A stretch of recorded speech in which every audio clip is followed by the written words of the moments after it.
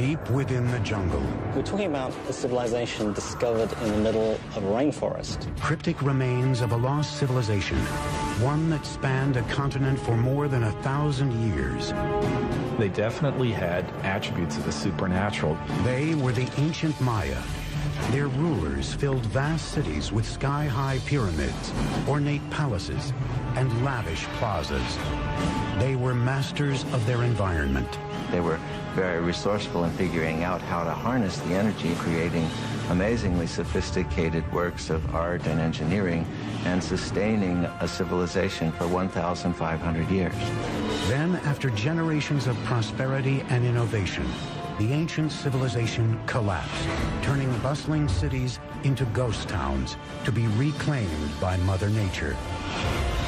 Centuries later, answers to the mysteries surrounding these majestic people and the godlike kings who ruled them tell a story of conquest, ingenuity, and disaster.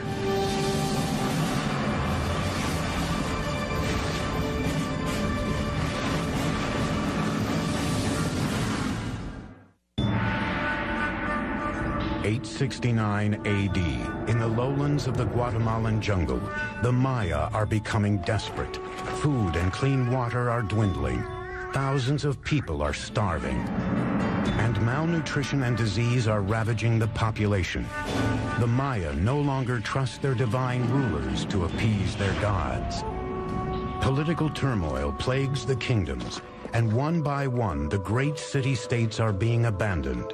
The ancient Maya civilization is crumbling. City after city, area after area begins to fail. Cities are abandoned, kings disappear, and what had been classic Maya culture really comes to an end. What happened to this great people? Even today, scholars are still mystified. We know that people began to disappear. The question is, how did that happen?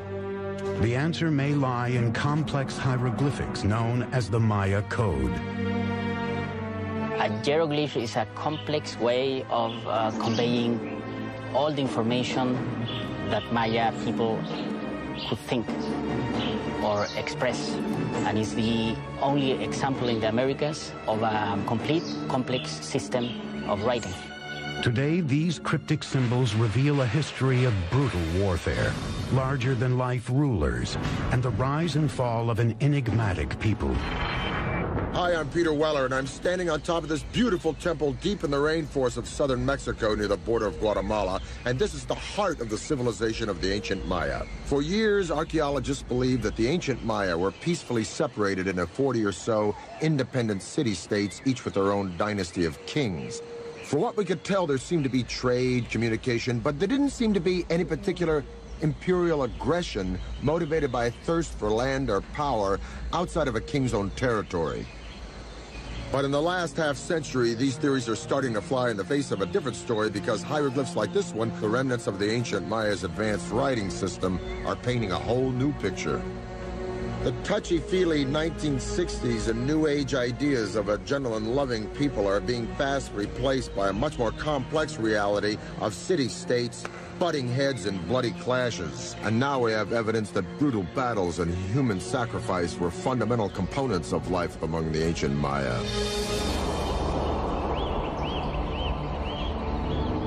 But the evolution of the Maya civilization into this complex network of city-states didn't happen overnight.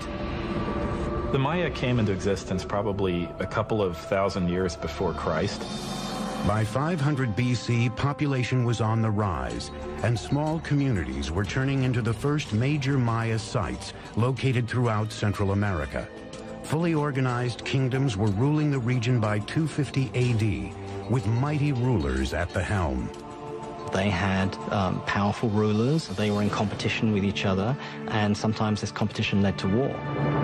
For the Maya, it was war led by kings in the name of the gods. Maya kings were people like us, but for the Maya, they definitely had attributes of the supernatural. The price of devotion had brutal and sometimes deadly consequences. People owed a blood debt to the gods. It wasn't that they didn't regard human life or human blood highly. Quite the contrary. Human blood and human life was the most precious, the most sacred thing that could be offered to the gods in order to repay the blood debt that was incurred at creation.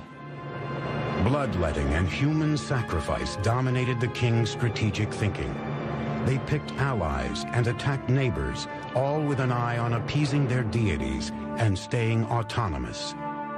Unlike Rome, in the case of the Maya, we're not dealing with one empire. Instead, we're dealing with a series of rival kingdoms. By the 3rd century AD, Maya civilization was flourishing. No one city ever succeeded in dominating all the others, but one seat of power was on the rise. Its name was Tikal. Tikal is one of the few cities that goes strong in the pre-classic period before the time of Christ, and then it just continues pretty much unabated all the way until the end of the classic period. This is a city that never really lost it. But in the 6th century, a rival power named Calakmul threatened Tikal's success. The Maya had these two great dynastic capitals, Calakmul and Tikal. Those two cities essentially locked horns. It's really Calakmul that seems to engage in this action in which they engineer alliances all the way around Tikal, essentially boxing in their enemy. It would be up to an ambitious and visionary leader to build a center of military power, one that would take on Calakmul. His name was Hikin Khan Kawil. He would construct one of the most iconic structures of the Maya, a pyramid that would stand the test of time, the Temple of the Giant Jaguar. The most valuable monument was one that took a lot of effort. So a big temple pyramid is an indication of your power, your strength, your prestige. It's a way of drawing people into your city because it shows what an awesome, powerful ruler you are. Building in semi-tropical environments with rudimentary materials was a unique challenge, especially when the goal was to build vertically using Stone Age technology. Most of the technology that we associate with big stone constructions were unknown to the Maya. They did not have beasts of burden. They didn't have metal tools. What the Maya did have was a virtually unlimited supply of malleable limestone and a great deal of manpower. Your labor was one of the things that you were required to give to the king on an annual basis. Blocks of limestone were quarried and then pushed, pulled, or carried by sheer force to the construction site. They used something that we call the tump line, and this is a rope that would pass around the forehead, and in that they could carry literally at times hundreds of pounds of debris. Level by level, the pyramid was built skyward. Wooden scaffolding supported the laborers and the structure as it expanded. Skilled masons shaped the limestone with stone tools and wooden mallets. Though the interior was filled with unrefined rubble, the exterior was deceivingly manicured, covered in a strong mortar known as Maya stucco, and painted red. Even though they knew of the wheel, even though they knew of metal, they elected not to make practical use of either of these things. And I think in part it was because in their worldview something was much more valuable if a lot of human labor went into it. At nearly 150 feet, the Temple of the Giant Jaguar emerged, facing west toward the setting sun. The ancient skyscraper would command the attention of all who set foot in Tikal's Grand Plaza as a symbol of power and redemption. But Hikin Khan Kawil's engineering marvel was just the beginning. In 736, Kawil had defeated his ultimate rival, Calakmul.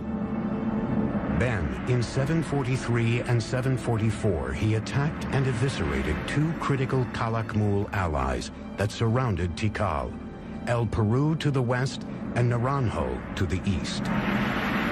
Finally, the suffocating noose that had once strangled Tikal was broken. In celebration of this, he builds a whole series of major expansions to the palace, new pyramids. And when we look at Tikal today, in many cases, we're looking at the fruits of that success. He may have even launched the construction of the tallest of Tikal's structures, Temple 4. Made of 250,000 cubic yards of stone, the massive pyramid stretched more than 210 feet, or 22 stories high, nearly as tall as the towers of the Brooklyn Bridge. It jutted far above the dense rainforest canopy, with a 180-degree view of the city. In the distance, other Maya cities were also ambitiously building toward the sky. But at this moment, with King Yakin Khan Kawil at the helm, Tikal was the unchallenged powerhouse of the Maya civilization. But Tikal was not alone. Out of sight, about 250 miles to the west, another dynasty is forging the construction of a great acropolis. There, in the 7th century, a king with a vision would emerge. He would turn one of the wettest cities in the world into a mecca of New World architecture.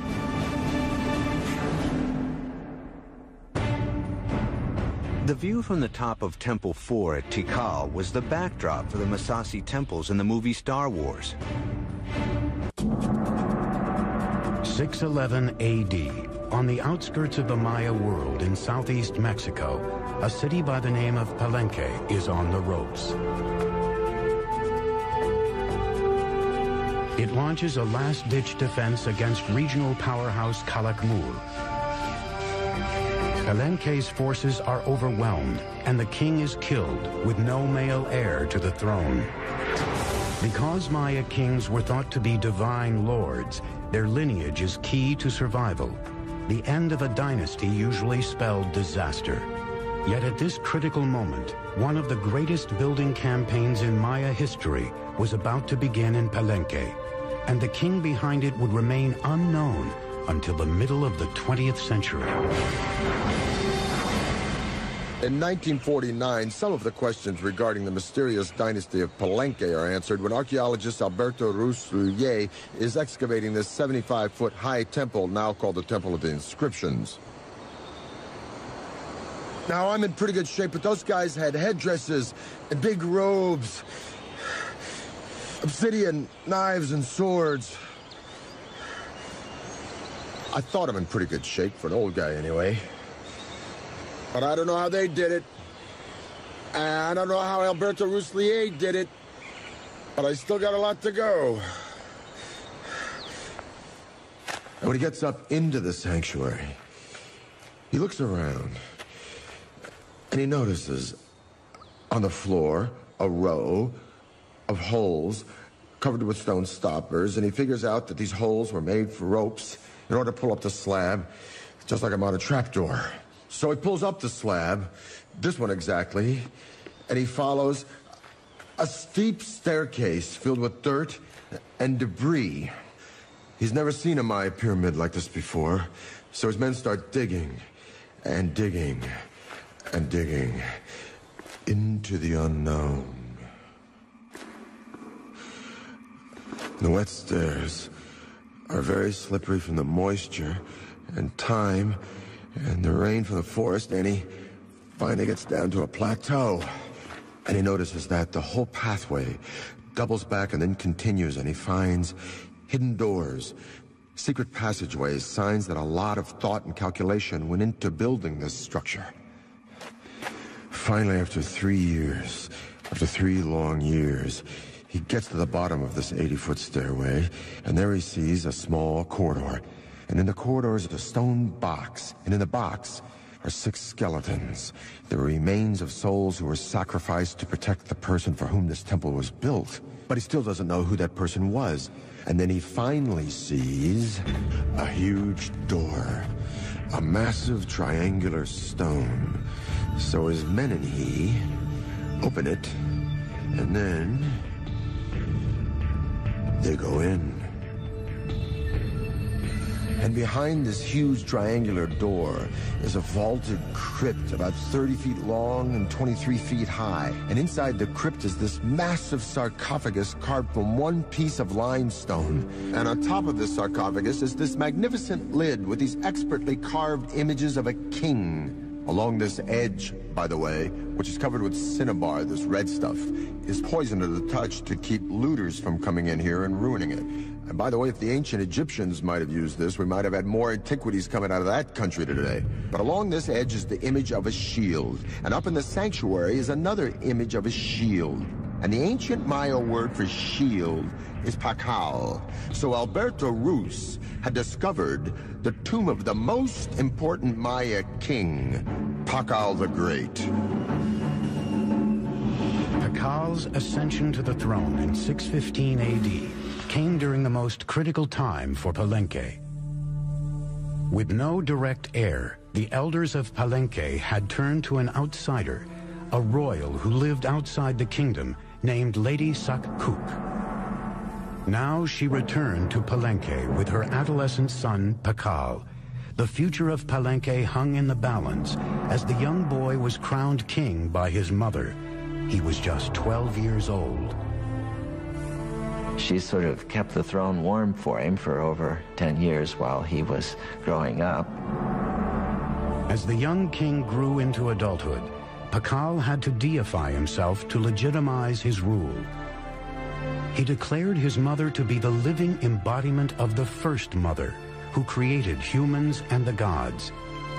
He then was the son of a goddess, an exalted position that removed any question of his legitimacy.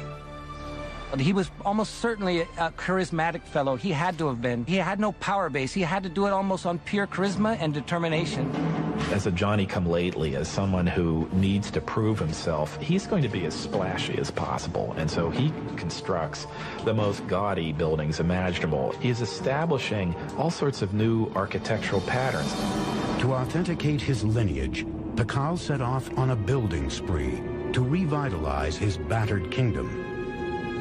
One of his first orders of business, the renovation and expansion of the royal palace, an impressive structure that sits in the heart of the main plaza.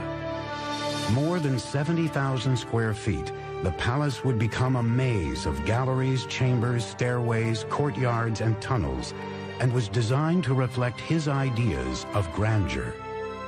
At first, Pakal's architects, like those throughout the Maya world, employed what is called the corbelled vault to support their soaring structures.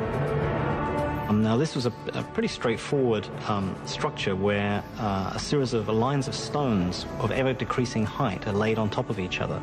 So it forms really a kind of inverted V shape with a row of capstones along the top.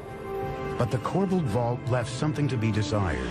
This basic construction limited interior space and light and forced architects to build walls wider than even the space it enclosed.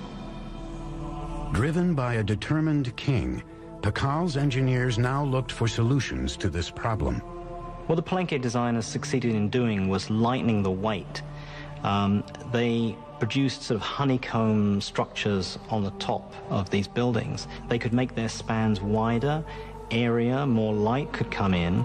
These innovations reduced the stress on the load-bearing walls, creating a more open and inviting feel than the traditional Maya buildings. Over 60 years, Pakal's builders became the best in the New World. But it wasn't until the end of his rule that Pakal commissioned one of the most complex and imaginative projects ever attempted by the Maya, the Temple of the Inscriptions. The discovery of the Temple of the Inscriptions changed all our ideas about Maya pyramids. They weren't supposed to be mortuary shrines. Inside, along a stairway leading down to the tomb, engineers built a psychoduct, or hollow tube. It's a conduit that allows someone on the top of the pyramid to speak into this speaking tube, and eventually you would be able to presumably communicate directly with Pakal in his tomb. This 20-ton sarcophagus was built to last an eternity. This actually had a lid which was rolled off to one side, and there was a cavity for his body to be put, so that when he eventually did die, the door was sealed and the stairway was blocked. His architects and sculptors designed a coffin rich in symbolism, portraying the resurrection of Pakal in the afterworld. Royal scribes were ordered to draw a grid to accommodate 640 glyphs that would tell the story of Pakal's reign. Many Maya pyramids don't leave much textual record on them. The opposite is the case in the temple, the inscriptions. Everything about it, from these huge tablets on the summit to the information inside, proclaims that this is the final resting place of the founder of one of the great Maya dynasties. In 683, during Pakal's 68th year as king, the 12-year-old boy who grew to be one of the great Maya rulers died at the age of 80. He was covered in red cinnabar and adorned in lavish jewelry. A jade mask was placed over his face. Though the legacy of Pakal the Great would be hard to match, his son had been waiting on the sidelines for nearly 50 years. With the clock ticking, he would launch a series of building projects harnessing the laws of physics and Mother Nature. In 1985, Pakal's burial mask was stolen from a museum in Mexico. Fortunately, 4 years later, the mask was recovered. 684 AD. The mighty King Pakal has engineered Palenque to be one of the finest Maya capitals ever known. After 68 years on the throne, his body is buried in a tomb that rivals those built for the Egyptian pharaohs. Now it is up to his son to build upon his father's legacy and cement his own reign. His name was Khan Balam. Pakal was the founder of a dynasty, but his son was a great consolidator. He was someone that was going to make sure that that dynasty would continue. The 48-year-old king immediately threw himself into an ambitious three-pyramid complex that would stand as his own monument for the ages. He designed and constructed the cross group, one of the most intricate and beautiful groups of ceremonial temples ever constructed in the Maya world. These are his memorial, and they tower above the palace. They look down on the works of his father, and in some ways, I think they represent a statement of individuality, that he himself is going to leave his imprint on the city, just as his father did. He ordered his engineers to build three intricate structures: the Temple of the Cross, the Temple of the Foliated Cross, and the Temple of the Sun.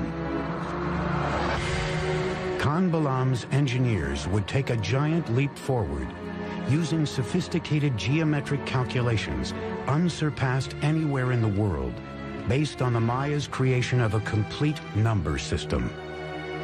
One of the many ways in which the Maya were ahead of their time was in their creation of what we would refer to as zero.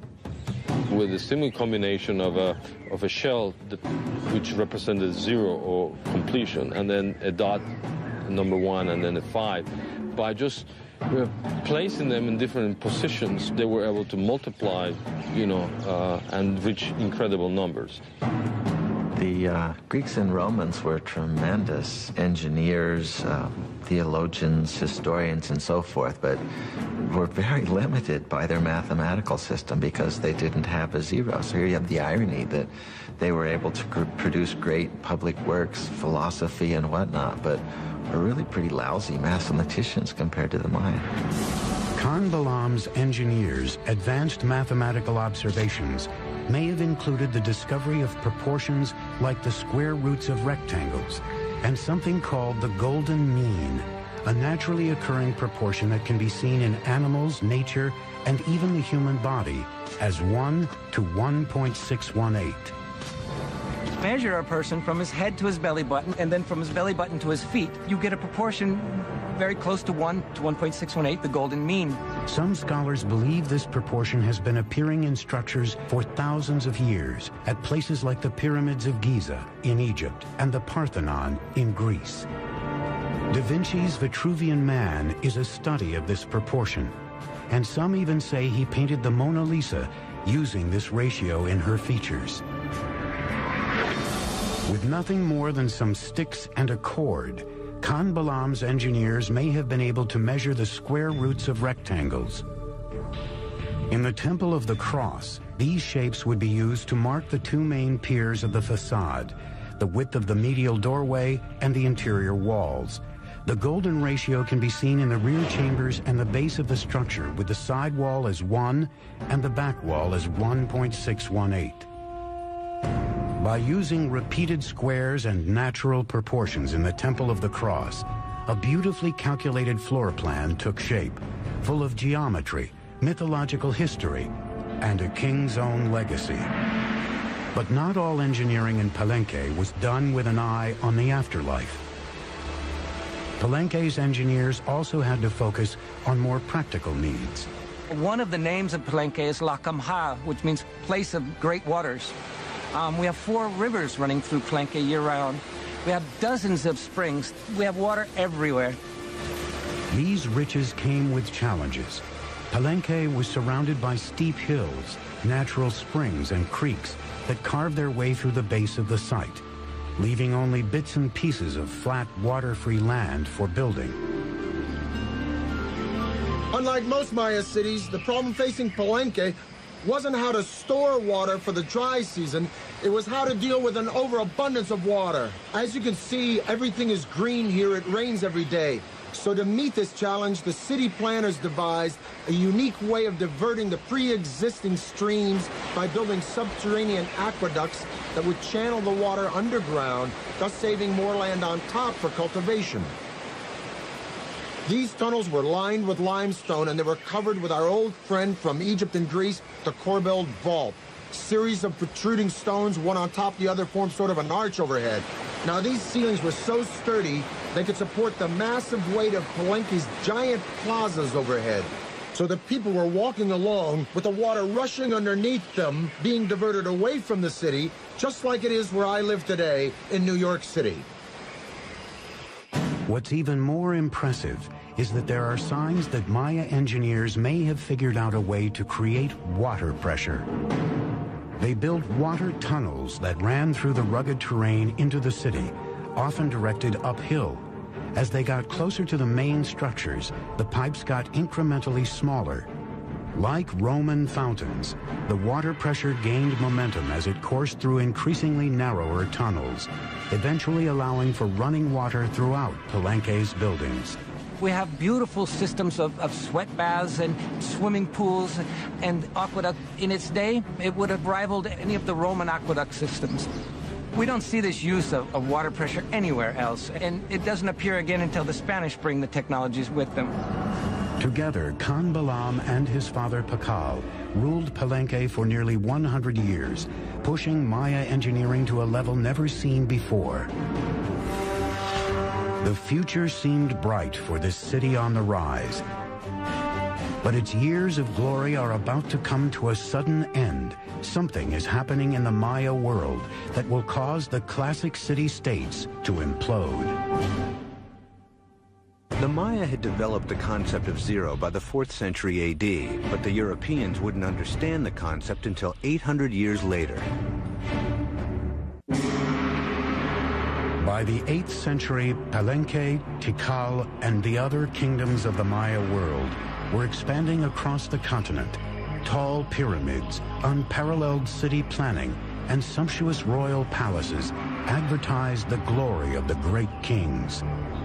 Then, suddenly, these cities began to unravel, one after another. Royal sculptors stopped carving their monuments with historical information, and kings halted their construction projects. Maya civilization had plunged into darkness. It's not that the entire Maya lowlands is abandoned overnight. It's that, one kingdom falls here and another one 10 years later falls over here, then another one over here. The causes of the Maya collapse remains a great debate among scholars. We're really talking about a society that was pushing itself to the limits. There is no one single explanation for this implosion, but scholars seem to believe that environmental catastrophe led to a full-blown meltdown for the Maya civilization. The soil no longer produced crops, thus lack of food and polluted water produced malnutrition and disease. The Maya could no longer count on their kings to intercede with their gods because their great society was in a death spiral, and their kings, so long counted on for guidance and prosperity, were powerless to stop it. So sadly, but slowly and surely, the people voted with their feet, and the ancient Maya left their beautiful cities forever. There were no signs of mass graves. They did not vanish. Where did the millions of Maya go? If you wanted to go where it was happening, you moved north. Go north, young man. The cities that die in the south, and that's the only way to describe it, is they just go into oblivion, are never really replaced. But there are locations all around the Yucatan Peninsula where the cities not only thrive, but they begin to grow explosively. This growth was enhanced by an elaborate network of causeways called sakbes, or white roads. The sakbes weren't just local transport. They were emblems of the great political power of two allied cities that had the wherewithal to create this magnificent royal procession way between their two kingdoms. As much as 60 miles long in some places, they were a marvel of engineering. They would place huge rocks on both sides of the causeway and then filling whatever was in between with cobbles and unfinished rocks and stones, and then they covered all this surface with stucco. Nice plaster, and then upon it, they created this smooth surface. In the Yucatan Peninsula, the sakbes often charted a course through the rough terrain in perfectly straight lines. It's not easy to cut a line 60 miles that doesn't deviate even a degree. I would really like to know what instruments they use. We have no record of it. These causeway systems allowed for rebirth, movement, and trade in the north. And it is there that the ragged survivors of the southern lowlands hope to find a second chance, in a Yucatan city called Chichen Itza. Chichen Itza came to be the largest and most powerful city from about 800 to 1050 or so that had a real knack of being a big tent. So it was a very cosmopolitan place, and I'm sure it traded handsomely on that reputation. One of the buildings unique to the site was El Caracol, an astronomical observatory. The Maya were obsessed with both time and the stars and spent centuries looking to the sky for answers. The Maya probably had something called a gnomon, which is a series of two crossed bars, and by looking at the intersection of those two bars, they would be able to focus on something. With just basic tools, the Maya were able to track the movement of the stars and planets and the passing of time. Like Stonehenge, this was a place where people could make solar and lunar observations. The staircase in the front of the building faced 27.5 degrees northwest, out of line with other structures, but in almost perfect alignment with Venus's most northerly position in the sky. It was closely aligned with the celestial bodies and occurrences, such as the movement of Venus and the solstices. In the higher tower of the building, 3 openings survive today. They are small, narrow, and irregularly placed, but they align along astronomical sight lines. In the Caracol, we can see in its orientations, in its peculiar displacements, in its odd alignment of buildings, a focus on what Venus was doing at the time. Venus is a kind of variable actor up there in the skies. Sometimes it moves in this direction, sometimes it moves in that direction. The Caracol seems to be about looking at Venus when it's come to the end of a certain kind of motion. This astute astronomical observation allowed the Maya to build their interlocking calendars that were more accurate than any other used in the ancient world. The Maya had 2 calendars, one ritual and then, the solar calendar that is very, very similar to what we use in the Western world. The Maya measured the solar year to be 365 days. Their measurements for the revolution of Venus and the occurrence of lunar eclipses were equally on target. In just 200 years, the Maya had achieved a rebirth in the wake of the catastrophic destruction of their southern cities. But now the North would face an even deadlier enemy, one that was capable of annihilating the Maya while leaving their cities intact. Chichen Itza is renowned for its well of sacrifice. It is said that humans and precious objects were tossed into the sinkhole as offerings to the rain god Choc. In the 9th century, the classic Maya city suddenly and mysteriously collapsed, ending the era of greatest prosperity and growth. Rebirth in the north gave the Maya an opportunity to combine astronomy and engineering on an unprecedented scale. At Chichen Itza, signs of continuing obsession with the skies left a permanent mark on Maya architecture. The cornerstone of Chichen Itza was the 98-foot El Castillo, or the castle, built in the 9th or 10th century. The 365 steps equal the number of days in the Maya civil calendar. 52 panels on each side represented the Maya's 52-year cycle. 9 terraced levels equaled the 18-month Maya solar calendar. And the temple's axis was perfectly aligned so that specific shadows were cast twice a year. For any Maya standing and looking at the northwestern sector of the Castillo, they would see a balustrade and then a combination of shadows and the sun hitting that part just before sunset. And then several triangles form. And then at the very bottom of this balustrade, you have a nice carved serpent head, a snake coming down from heaven. And that is indicating the arrival of the rainy season. The Maya saw this phenomenon as a manifestation of the deity Kukulkan, the feathered serpent. The Mayas were able to actually record, the equinox. That day in the year where night and day, last the same. Every year, March 21st, you see the descent of Kukulkan. Surrounding El Castillo, the civic buildings took on a new characteristic, spaciousness, with a broad open plaza, temples, marketplaces, a ball court, and colonnades. So the colony hall not only housed the feasting events, but maybe individuals were brought into the plaza. The general public was probably invited, depending on the occasions, to come to the plaza and witness the arrival of this, traders, the merchants.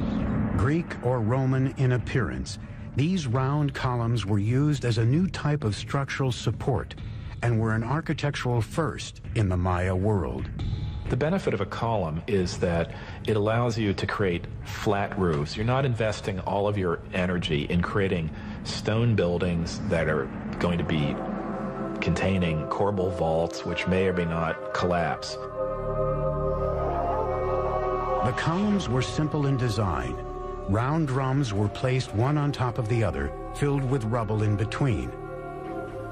A square section was placed at the top, and then flat rooftops made of stucco and wood were added to form expansive covered interiors. It involves people more openly in the life of the building and of what's happening within it than would have been possible with Maya pyramids of the full classic period. Those pyramids are mostly about exclusivity. It's about showing a space, holding it up high, but allowing very, very few people to look into it. The open column structures are much more inviting.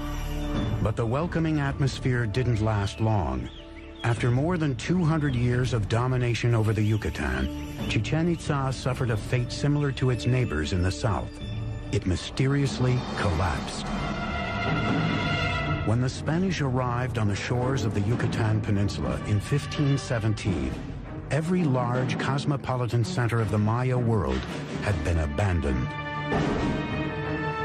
Even so, a splintered Maya civilization, living in small villages across the countryside, put up a sustained fight against the conquistadors.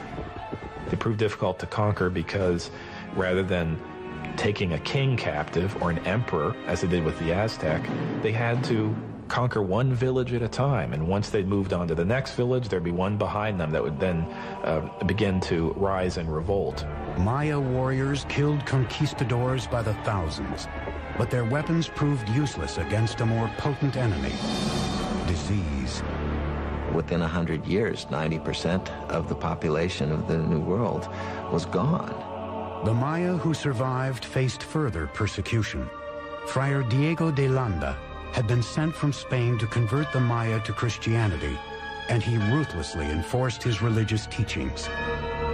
Diego de Landa was a young idealist who came to the New World trying to save souls, trying to win converts to what he referred to as the one true faith. But the Maya didn't believe that they should instantly and forevermore reject all of their own beliefs. On July 12, 1562, Landa ordered an auto de fe, or burning of the Maya texts, believing they were the writing of the devil.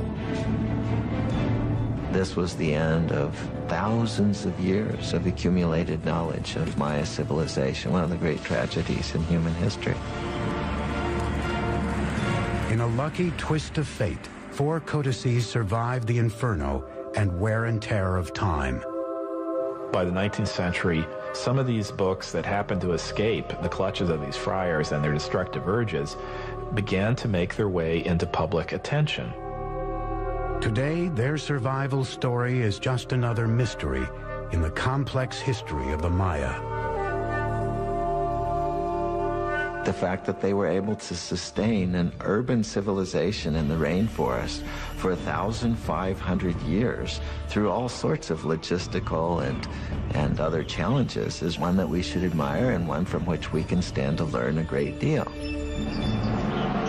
Just as the Maya looked from the ground to the sky for guidance, we are now looking from the sky to the ground for answers. In recent years, NASA and the University of New Hampshire have been experimenting with remote sensing technology to see if they can determine where undiscovered cities might be hidden. Mounds of earth covered in trees that appear on readings may actually be ruins of ancient cities that had not been touched for centuries. More answers to the Maya mysteries may be right beneath our feet.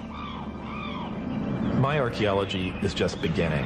There are innumerable cities, innumerable temples, innumerable settlements that we have not been able to study and excavate. I think we're entering a golden age of Maya archaeology, and I can only see in the next century a time in which this will become one of the best understood civilizations of the ancient world. We now know that the Maya were an innovative and creative and majestic people with their own particular taste for violence. But what is the real allure of the Maya? What is this mystique that draws generation after generation the world over to this complex and sophisticated civilization? Is it the architecture with its serene palaces and temples, or the intricacies of hieroglyphs and art in a complex writing system? Or is it the astounding comprehension of astronomy and mathematics with the concept of zero, unparalleled in antiquity? Or is it simply because these remarkable people carved entire cities, not just villages and towns, but magnificent cities, right out of some of the most inhospitable landscape in the entire world? In the rainforest between Honduras and the Yucatan, there are literally hundreds and hundreds of Maya sites that are untouched. In Palenque alone, there are 1,500 buildings that lie unexcavated, including temples larger than that one. And if you consider the archaeological treasures yet to be found in cities like Tikal and Chichen Itza, I say, and I'm sure I'm not alone, that the real allure of the Maya, the real magic and mystique of this civilization, are the mysteries that still lie buried deep within this jungle. I'm Peter Weller for the History Channel.